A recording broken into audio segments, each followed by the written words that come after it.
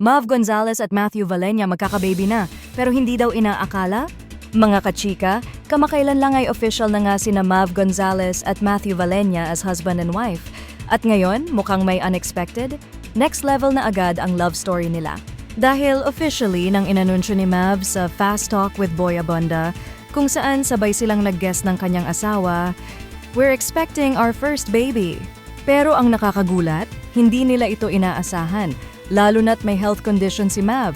Kwento niya, bago pa raw ang honeymoon, may babala na agad ang OB niya. "You have PCOS, may infection ka, it's gonna be hard for you to conceive."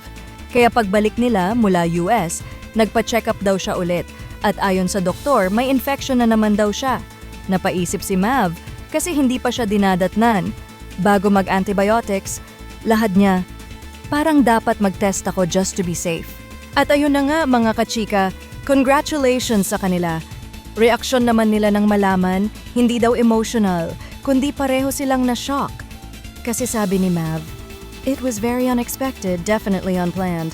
At ang tumatakbo sa isip nila matapos ma-shock? Si Matthew, may sariling hugot bilang magiging tatay. "My dad was a wonderful dad. I think I want to take that and just go beyond that a little bit more." Ang focus daw niya, masira ang generational trauma at matutong gabayan ng anak nila pagdating sa emosyon, tanong, at pag-unawa sa sarili. Para kay Mav naman, say niya, "Ngayon, I'm mentally preparing to make time for everything."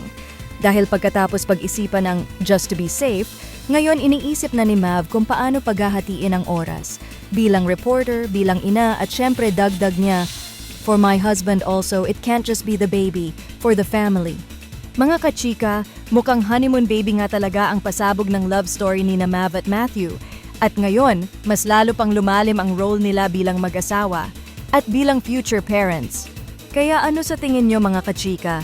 Ready na ba si Mav sa bagong assignment na to bilang mommy? At si Matthew, kayang-kaya bang lampasan ang legacy ng sarili niyang ama?